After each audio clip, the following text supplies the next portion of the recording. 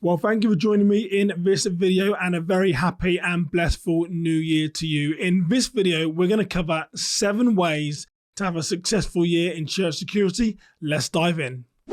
Now, number 1 is about investing in yourself. That is right. Number 1, invest in yourself. And there's various ways that you can do that. There is in-person training, such as my good friend Barry Young from Serving Watchmen. He has a whole plethora of in-person trainings.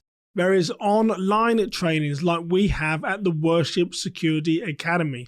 Trainings that are designed to help you sustain the skills that you have, knowing that in-person training is always expensive. And the third way that you can invest in yourself, and I've already committed to I think 4 or 5 different conferences. The Faith-Based Security Network, my good friend Carl Chin, has a summer conference.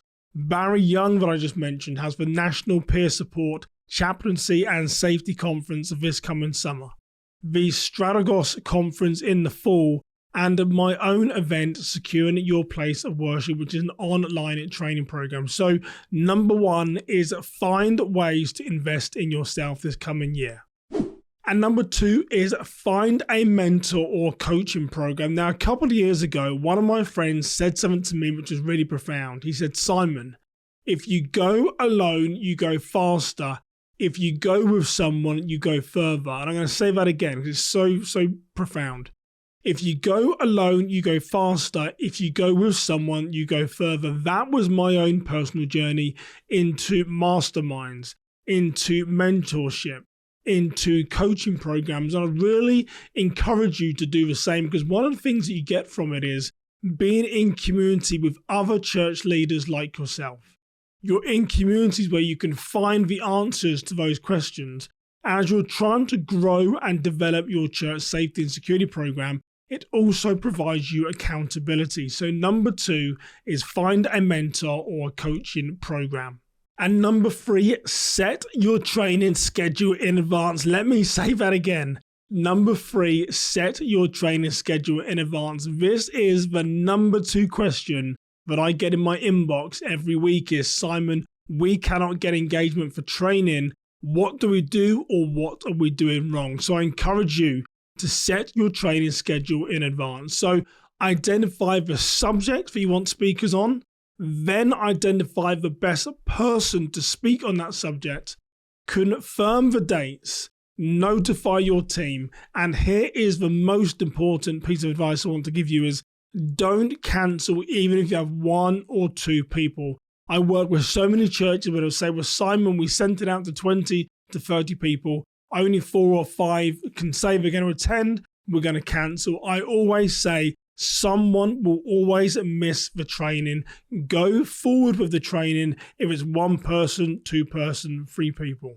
But find the subjects, find the best speaker to talk on that subject, confirm the dates, notify your team, and do not cancel, move forward. That is the best way to get engagement, is to give people enough notice as to when you're going to train. So number 3, set training goals in advance.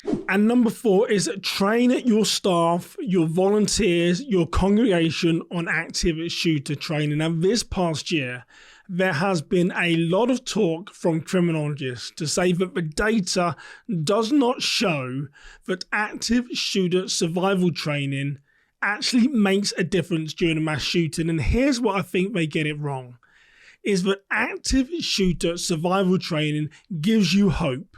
It gives you encouragement that you can persevere and that you can overcome. So mass shootings are in the rise.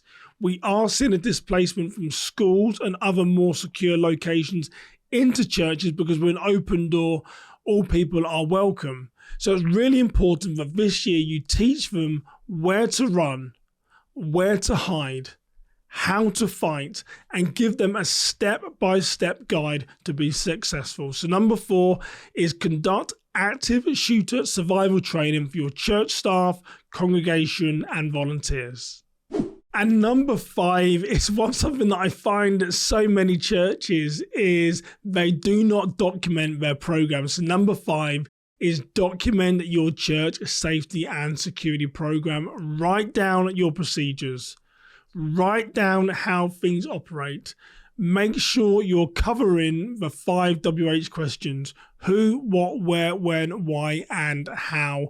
And do not put off for tomorrow what should be done today. Do not put off for tomorrow what should be done for today. You cannot hold the standard if you don't have a standard. You cannot educate and teach if you don't have a standard.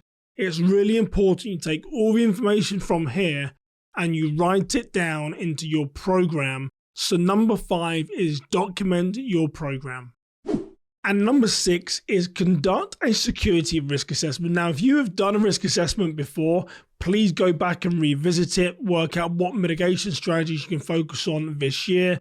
If it's an old risk assessment, go back and update it. If you haven't had one completed, I would love for you to commit to this process.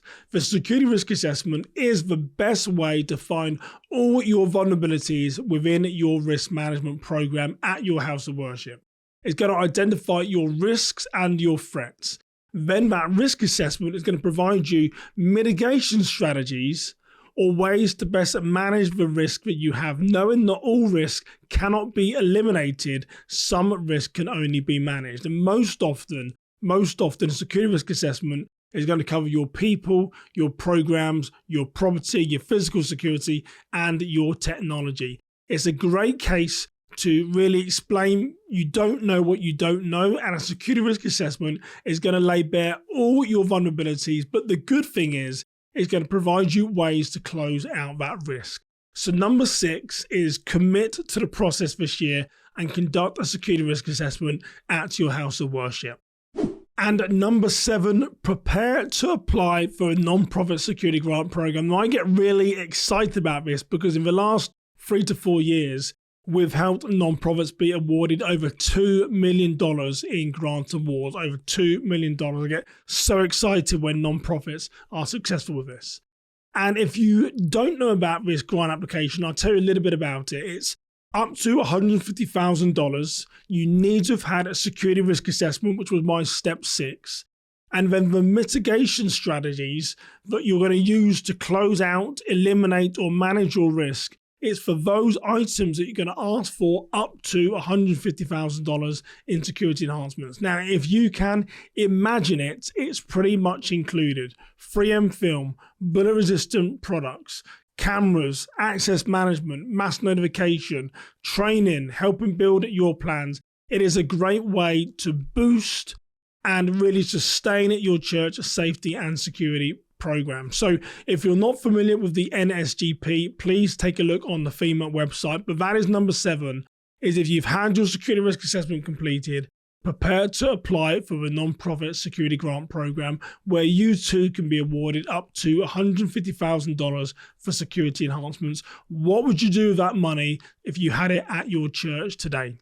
And that was my list of 7 things that you can do this year to help grow, sustain your church security program. So number 1 was invest in yourself. Number 2, find a mentor or a coach. Number 3, schedule your training well in advance. Number 4, provide active shooter training for your church staff, your volunteers, and congregation. Number 5, please document your safety program. Number 6, commit to security risk assessment. And then number 7, prepare your application for the non-profit security grant program. So as I leave you today, which on that list of 7 are you going to do first? Please drop a comment below wherever you are listening or watching. But for now, you stay safe, you have a blessed day, and I'll see you next time. Take care, everybody.